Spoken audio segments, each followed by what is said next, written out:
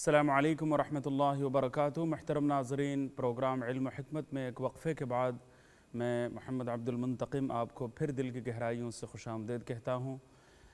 محترم ناظرین، رمضان کے بعد جو ہے ہمیں اپنی زندگی کس طرح گزارنی چاہیے، اس سلسلے میں ہمارے گزارشات کافی دنوں سے الحمدللہ جاری ہیں۔ پہلی بات تو میں نے یہ عرض کی ہے کہ رمضان کے بعد ہم بالکل مایوس نہ ہو جائیں اور تمام عبادات سے، نیک اعمال سے بالکل دستکش نہ ہو جائیں، دستبردار نہ ہو جائیں۔ یہ بہت گھاٹے کا سودا ہے اور یہ رمضان کے مقصد سے کے بالکل خلاف ایک بات ہے۔ رمضان میں جو عادتیں ہماری گھٹی میں پڑ گئی ہیں، ان عادتوں کو، جو اچھی عادتیں، ان کو زندگی کے لیے مشعل راہ بنا کر، ان کو زندگی کا سب سے بڑا اثاثہ اور کیپٹل سمجھتے ہوئے آگے بڑھنے کی بہت زیادہ ضرورت ہے۔ اللہ تعالیٰ سب کو اس کی توفیق عطا فرمائے۔ رمضان میں قرآن کریم نازل ہوا ہے۔ رمضان نزول قرآن کا مہینہ ہے، تو قرآن کریم کی بدولت اور قرآن کریم کی برکت سے ہر چیز کی قدر و قیمت میں اضافہ ہو جاتا ہے۔ جس کے ساتھ بھی قرآن کا تعلق قائم ہو گیا، اس کی قدر و قیمت بڑھ گئی، کیونکہ دوسری تمام کتابیں وہ کتاب اللہ تو کہلا سکتی ہیں لیکن کلام اللہ نہیں۔ یہ صرف اور صرف قرآن کریم ہے جس کو کلام اللہ سے تعبیر کیا گیا ہے۔ بعض اوقات وہ کسی بادشاہ، پرائم منسٹر، صدر مملکت، ان کی کوئی سپیچ ہوتی ہے، تقریر ہوتی ہے، تو بسا اوقات یہ تقریر نویس، سپیچ رائٹرز جو ہیں وہ لکھ لیتے ہیں، وہ لکھتے ہیں۔ وہ ضروری نہیں ہے کہ وہ وزیر اعظم کے الفاظ ہوں، صدر مملکت کے الفاظ ہوں، بادشاہ وقت کے اپنے الفاظ ہوں۔ ہاں، ان الفاظ کی نسبت اس بادشاہ کی طرف کر دی جاتی ہے، فرمان ان کا ہوتا ہے، پیغام ان کا ہوتا ہے، الفاظ دوسروں کے ہوتے ہیں۔ لیکن قرآن کریم کا معاملہ ان تمام دوسری کتابوں کے مقابلے میں یہاں پر سب سے زیادہ مختلف ہے، اور اسی میں قرآن کریم کی شان ظاہر ہوتی ہے کہ قرآن کریم اللہ کا کلام ہے۔ قرآن کریم براہ راست اللہ کا کلام ہے۔ جو بات اندر سے نکلتی ہے وہ کلام ہوتا ہے، وہ کتاب نہیں، وہ کلام ہوتا ہے۔ تو اللہ جس طرح، اللہ کی شان سب سے بلند و بالا ہے، اللہ کا مقام سب سے زیادہ ارفع و اعلیٰ ہے، اللہ کی ذات سب سے زیادہ عالی ہے، تو اسی طریقے سے ان کا کلام بھی سب سے اعلیٰ، سب سے ارفع ہے۔ کلام الملوکی، کلام الملوکی ملوک الکلام، سبحان اللہ۔ بادشاہوں کا کلام، وہ یعنی بادشاہوں کی گفتگو، بادشاہوں کے جملے، یہ گفتگو اور کلام کے بادشاہ ہوتے ہیں۔ یعنی بادشاہ جس طرح دوسرے لوگوں کے مقابلے میں بڑے ہوتے ہیں، تو ان کی گفتگو بھی دوسرے تمام انسانوں کی گفتگو، ان کے بول چال، ان کے بول اور ان کے گفتگو سے بڑھ کر اس کا بھی مقام ہوتا ہے۔ تو اللہ تعالیٰ جتنا بڑا ہے اس کا کلام بھی اتنا ہی بڑا ہے۔ تو قرآن کریم اللہ کا کلام ہے، تو اس کے ساتھ جس زمانے کے ساتھ اس کا تعلق ہو گیا، جس انسان کے ساتھ اس کا تعلق ہو گیا، جس علاقے سے اس کا تعلق ہو گیا، جس قرن اور زمانے کے ساتھ اس کی وابستگی ہو گئی، اس کی قدر و قیمت میں اضافہ ہو گیا۔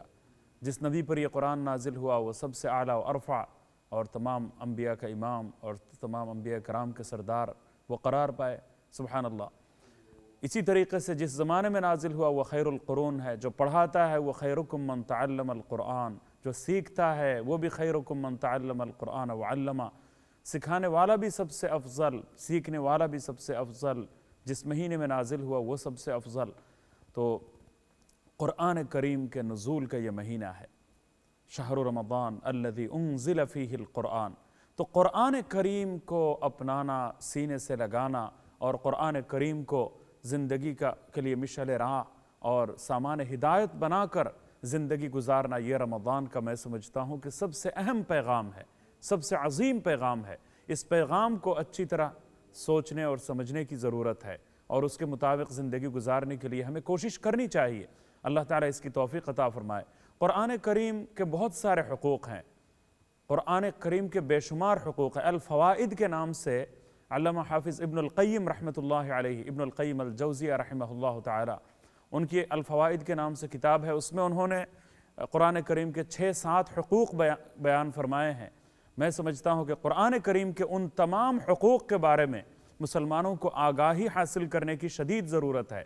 علامہ ابن القیم نے سب سے جامع انداز میں یہ تقریباً 7 حقوق انہوں نے بیان فرمائے ہیں قرآن کریم کے۔ ان حقوق کا علم ہمیں حاصل کرنے کی شدید ضرورت ہے۔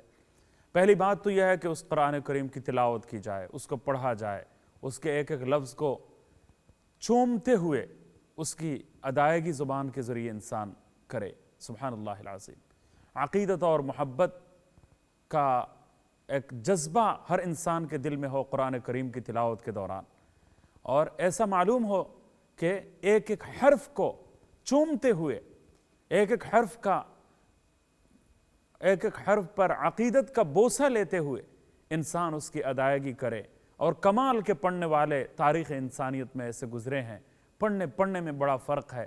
وہی قل هو اللہ احد اللہ الصمد لم یلد ولم یولد ولم یکن لہ کفوا احد، ہم بھی پڑھتے ہیں، اور کوئی کمال کا قاری پڑھے جو ایک ایک حرف کو بھی عقیدت کا بوسہ دیتے ہوئے اس کی ادائیگی اگر کرے، اور پھر محبت سے سرشار دل سے اگر وہ تلاوت کرے، تو اس پڑھنے کی بات ہی کچھ اور ہے، اس کی تاثیر ہی کچھ اور ہے، اس کے اثرات اور نتائج ہی کچھ اور ہیں، اور زندگی میں غیر معمولی انقلاب برپا کرنے کے لیے وہ تلاوت کافی ہو جاتی ہے۔ وَإِذَا تُلِيَتْ عَلَيْهِمْ آيَاتُهُ زَادَتْهُمْ ایمانا، قرآن کریم کی تلاوت کے ذریعے سبحان اللہ ایمان کی قوت میں مسلسل اضافہ ہوتا چلا جاتا ہے۔ یہ قرآن کریم کی تلاوت کی تاثیر ہے۔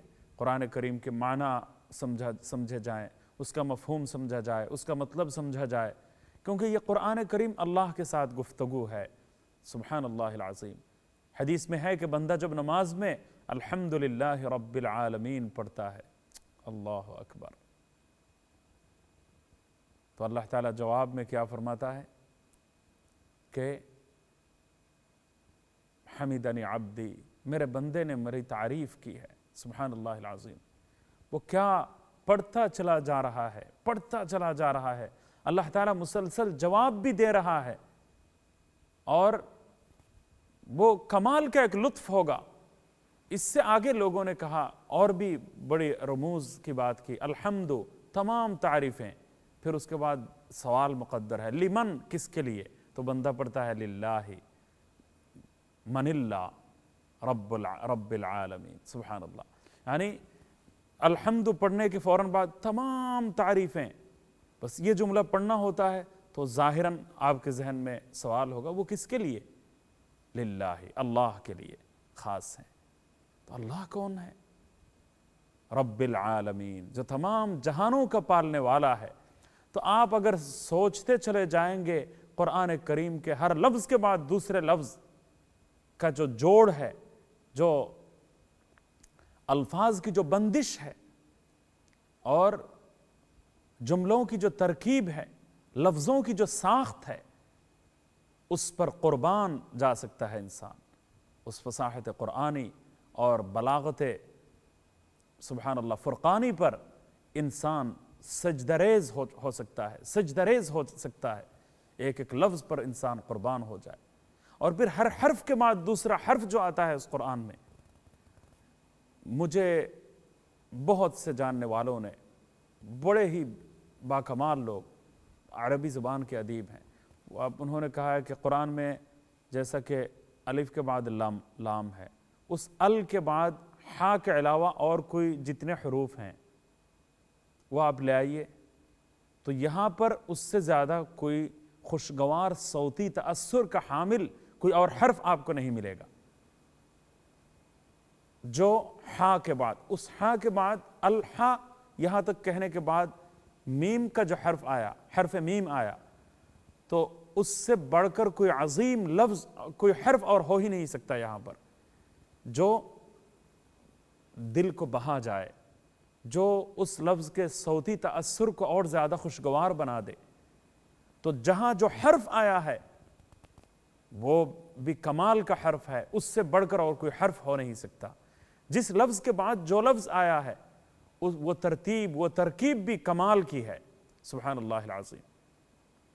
میں ایک کالر سے پہلے بات کر لیتا ہوں، پھر قرآنی دستور حیات کے حوالے سے آپ کے سامنے بات کرنا چاہوں گا، تاکہ رمضان کا میسج جو قرآن ہے، رمضان کا پیغام جو قرآن ہے، اس پیغام رمضان کو اچھی طرح سمجھنے میں اس گفتگو کے ذریعے آپ کو مدد ملے۔ اللہ تعالیٰ اس کی توفیق سے نوازے۔ میں دیکھتا ہوں لائن پر کون ہے۔ السلام علیکم جی السلام علیکم، آپ خیریت سے ہیں؟ ماشاءاللہ جی میں ٹھیک ہوں۔ آپ اتنا اچھا بیان کر رہے تھے، میں نے آپ کو انٹرپٹ کیا ہے بیچ میں۔ نہیں ماشاءاللہ ٹھیک ہے، یہ تو بڑا حوصلہ میں ملتا نے ہے۔ ابھی آپ کو ایک میسج بھیجا، ملا آپ کو؟ اچھا، وہ دیکھنے کا ہی موقع نہیں ملا مجھے۔ اچھا جی ابھی میں دیکھوں گا انشاءاللہ۔ اس سے آنے سے پہلے تک جو ہے وہ ایک لمحہ میں مصروف تھا، اور بعض نہیں ابھی بھیجا، ابھی تھوڑی دیر پہلے اذان سے پہلے بھیجا تھا۔ نہیں، وہ پیغام جو ہے دیکھنے کا درمیان میں موقع نہیں ملا۔ اس دوران چلو اس کے متعلق میں بعد میں آپ سے بات کر لوں گی۔ اچھا بات سنیں، وہ آج میں بہت خوش ہوں، آپ کو کل جو دعا کا میں نے کہا تھا نا، جی اللہ میاں نے سن لی ہے۔ سبحان اللہ سبحان اللہ، اللہ تعالیٰ قبول فرمایا۔ جی کون سی دعا کے لیے آپ نے درخواست کی تھی؟ جی بس آپ کو کل کہا تھا نا میں نے، آپ یاد کر لیں۔ ٹھیک ہے ماشاءاللہ، ضرور یاد آ جائیں گے مجھے انشاءاللہ۔ اللہ تعالیٰ قبول فرمایا۔ جی وہ تو ہر وقت سنتا ہے۔ آج بھی میں نے اسی پر گفتگو کی کہ اللہ تعالیٰ نے رمضان کی تقدیس اور رمضان کی جو برکتیں ہیں اور رمضان کے فضائل، ان کا ذکر جہاں پر کیا ہے، اسی مقام پر اجیب دعوت الداعی وَإِذَا سَأَلَكَ عِبَادِي عَنِّي فَإِنِّي قَرِيب اجیب دعوت الداعی اذا دعان۔ یعنی لوگ یہ سمجھنا شروع نہ کر دیں کہ یہ تو ساری فضیلتیں رمضان کے لیے مخصوص ہیں، سنتا تو رمضان ہی میں ہوگا، جواب اسی مہینے میں دیتا ہوگا، قبول اسی مہینے میں ہی کرتا ہوگا، تو ذہن اس طرف چلا نہ جائے اور رمضان کے لیے لوگ انتظار میں بیٹھ نہ جائیں۔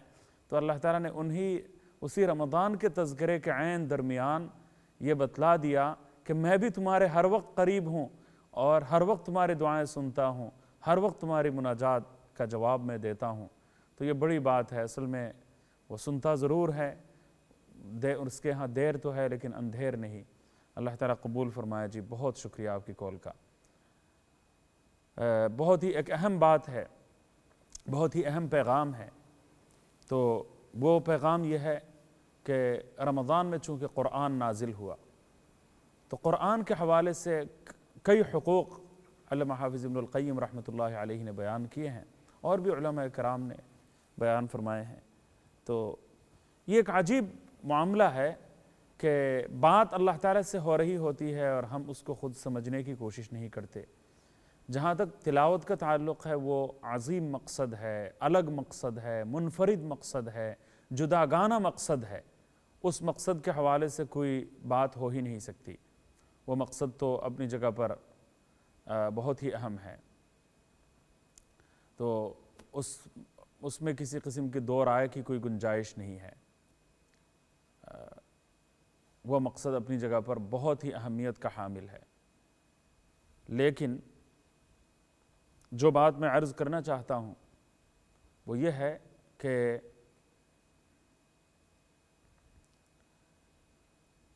دوسرا اہم مقصد قرآن کریم کا کیا ہے کہ انسان اس قرآن کے پیغام کو سمجھے۔ یہ اللہ کی طرف سے ایک خط ہے، اللہ کی طرف سے ایک پیغام ہے، اللہ کی طرف سے ایک ہر انسان کے نام ایک نصیحت آموز پیغام ہے۔ میرا اللہ نے مجھ سے خطاب کیا ہے، مجھے کوئی خط لکھا ہے۔ پہلے زمانے میں لوگوں کو اتنا زیادہ پڑھنا نہیں آتا تھا۔ کتنے لوگ تھے جو ناخواندہ تھے، پڑھے لکھے نہیں تھے سارے۔ تو کوئی خط آتا تھا تو گاؤں دیہات میں جو ہے وہ ہیڈ ماسٹر صاحب کے پاس یا اسکول کے کوئی ٹیچر ہیں، ان کے پاس جا کے لوگوں کا ہجوم کہ میرے بیٹے نے بیرون ملک سے کوئی خط لکھا ہے، کیا لکھا ہے ہمیں تو نہیں پتہ، ذرا پڑھ کے آپ دیجیے گا اور سنائیے گا، انہوں نے یہ لکھا ہے۔ تو وہ خط پڑھنا اور پڑھوانا یہ ایک بڑا کام تھا، اور وہ پیغام سننا یہ بھی بہت اہمیت کا حامل تھا۔ تو اگر بیٹا خط لکھے تو اس کے لیے انسان کی نیند حرام ہو جائے کہ میرے بیٹے نے مجھے کیا کہا، میں ضرور وہ سنوں اور اس پر عمل کرنے کی بھی کوشش کروں، اور شاید اس نے کوئی خواہش ظاہر کی ہوگی، شاید اس نے کوئی تجویز دی ہوگی، شاید اس نے کوئی اہم تجویز دی ہوگی، یا ہمارے لیے کرنے کا کوئی کام اس نے بتایا ہوگا۔ اگر کسی اور بڑے کی طرف سے اگر خط آ جائے تو اور زیادہ پریشانی ہو جائے کہ بڑے نے خط لکھا ہے، ضرور کوئی حکم دیا ہوگا، ضرور کوئی بات کی ہوگی، وہ تو ضرور مجھے سمجھنا چاہیے۔ اگر میرے نام پر خصوصی طور پر، سبحان اللہ، میرے نام پر لکھا ہے یہ خط، تو انسان دیوانہ ہو جائے کہ وزیر اعظم کا خط میرے نام آ گیا۔ وہ سمجھنے کے لیے ہر کسی کے پاس جائے گا۔ اگر کوئی تعلیم یافتہ جو ہے آدمی پوری طرح سمجھ نہیں پا رہا، اس کی معلومات سے بالاتر اگر کوئی لفظ ہے، کوئی جملہ ہے، تو ایسے میں پھر اس سے بھی بڑا کوئی تعلیم یافتہ سمجھنے والا اعلیٰ تعلیم یافتہ جو ہوگا، اس کے پاس جا کر فوراً جو ہے وہ سمجھنے کی کوشش کرے گا۔ جب تک وہ سمجھ نہیں لے گا اس وقت تک اس کو چین نہیں آ سکتا، پھر بار بار سنے گا کہ بھئی یہ کیا کہا تھا، یہ ذرا دوبارہ سنائیے گا۔ اچھا اس کو آگے پیچھے سے پھر پڑھتے ہیں، انہوں نے یہ دلی خواہش ظاہر کی ہے، اور یہ تمنا مجھ سے کی ہے، اور یہ آرزو مجھ سے کی ہے، اور یہ تجویز مجھے دی ہے، یہ پیغام مجھے دیا ہے۔ تو یہ ساری باتیں ہوتی ہیں۔ انسان دیوانہ وار والہانہ انداز میں کوشش کرتا ہے، اور اس کوشش میں کوئی تکلف نہیں ہوتا، کوئی تکلیف محسوس نہیں کرتا۔ اس کی وجہ کیا ہے کہ ایک عظیم شخصیت کی طرف سے وہ خط آیا ہے، جس کا جاہ و جلال ہے، جس کا منصب ہے، اور جس کے بے پناہ کمالات اور خوبیاں ہیں۔ تو اس کی باتیں تو اچھی طرح سمجھنی بھی چاہیے، اس پر عمل بھی کرنا چاہیے، اس خواہش کو سمجھنا چاہیے، اس آرزو کو سمجھنا چاہیے، وہ مدعا کیا ہے وہ اچھی طرح ذہن نشین ہو جائے۔ اس کے لیے انسان پاپڑ بیلتا ہے، کوششیں کرتا ہے، اور تگدو کرتا ہے، اور ہر ایک کے در در میں جا کر دستک دیتا ہے، اور پھر سمجھنے کی کوشش کرتا ہے۔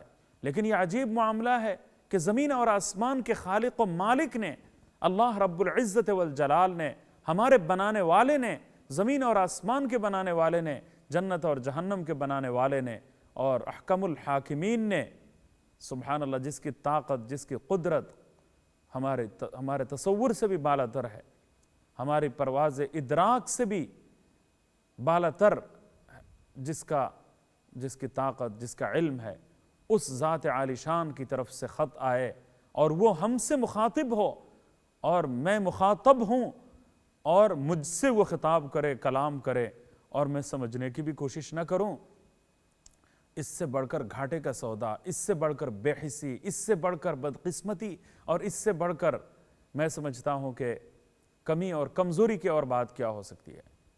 تو اس لیے قرآن کریم کا پیغام، یہ رمضان کا پیغام اگر قرآن ہے تو اس قرآن کو سمجھنا سب سے بڑا پیغام ہے، اور آئندہ کی زندگی کا لائحہ عمل ہمارا یہ ہونا چاہیے کہ اس قرآن کو سمجھنے کی ہم کوشش کریں، اور اس کی تفسیر کے حلقے ہم ترتیب دیں، اور جو معتبر علماء کرام ہیں، قابل اعتماد، قابل اعتبار جو علماء کرام ہیں، ان کی زیر نگرانی قرآن کریم کے ترجمے اور تفسیر کا اہتمام ہم کریں، تاکہ انشاءاللہ تعالی اس قرآن کو سمجھنے میں ہم کامیابی حاصل کر سکیں۔ ایک کالر سے بات کر لیتے ہیں۔ السلام علیکم۔ وعلیکم السلام۔ جی فرمائیے، کیا کہنا چاہیں گے آپ؟ آپ قرآن کی باتیں بتا رہے تھے۔ بالکل، الحمدللہ، اللہ تعالیٰ قبول فرمائے۔ جی اللہ تعالیٰ قبول فرمائے، آپ دعاؤں میں یاد رکھیے گا۔ بالکل، آپ کا سوال کیا ہے؟ آپ قرآن پاک پیغام بتا رہے تھے۔ بالکل بالکل، آپ کا سوال کوئی ہو تو آپ بتائیے گا۔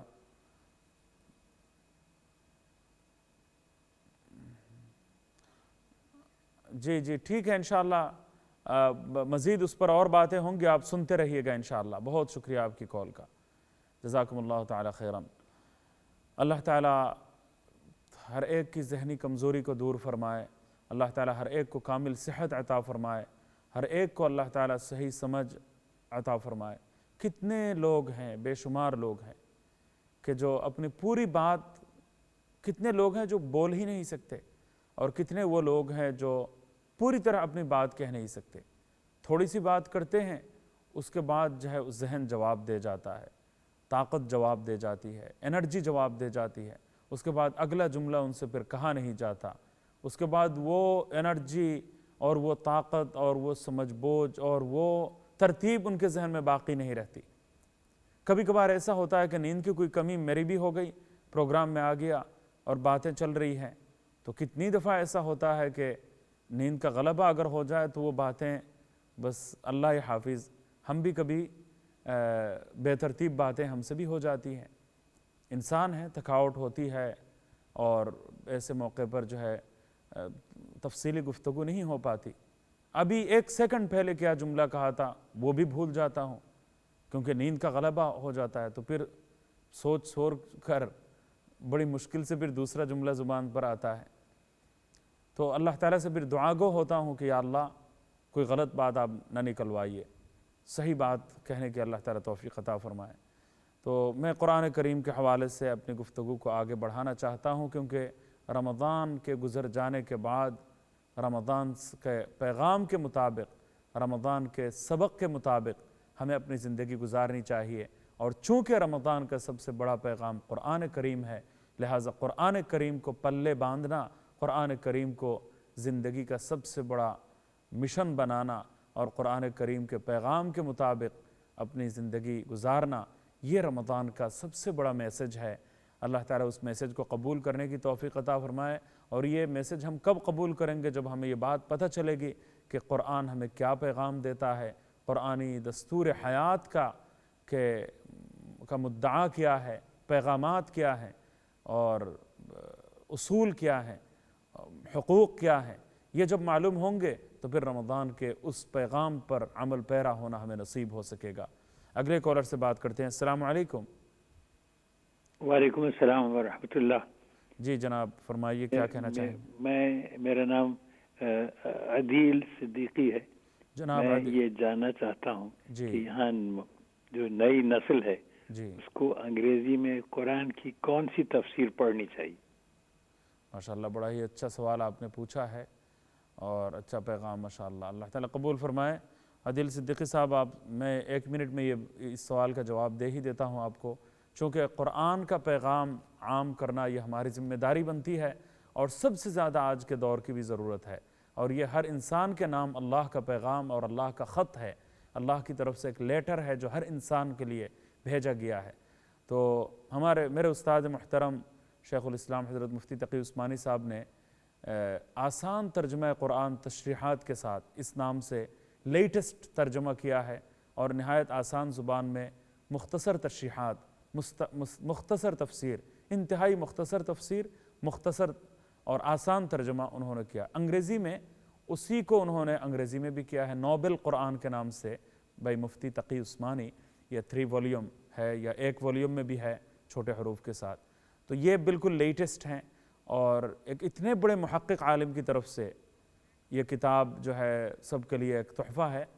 میں تو ڈرتا ہوں کہ انگریزی زبان میں کون کون سے ترجمے زیادہ معتبر ہیں، اس کے بارے میں یقین کے ساتھ کچھ کہنا ذرا مشکل ہوتا ہے کہ کس نے ترجمہ کیا ہے، اس کی ذات اور اس کے کردار اور اس کی صلاحیت اور اس کے علمی استعداد کے حوالے سے پوری طرح واقفیت نہیں ہوتی، لیکن یہ ہمارے لیے آسانی ہو گئی کہ حضرت مفتی تقی عثمانی صاحب نے اپنے والد ماجد حضرت مفتی شفیع صاحب رحمۃ اللہ علیہ کی جو تفسیر معارف القرآن 8 جلدوں پر مشتمل، اس کا ترجمہ بھی کروایا ہے، اور خود مختصر تفسیر بھی نوبل قرآن کے نام سے مفتی تقی عثمانی صاحب نے لکھی ہے، تو ان کا مطالعہ کیا جائے۔ وقفے کی طرف چلتے ہیں، وقفے کے بعد ملیں گے، ہمارے ساتھ رہیے۔ السلام علیکم ورحمۃ اللہ وبرکاتہ۔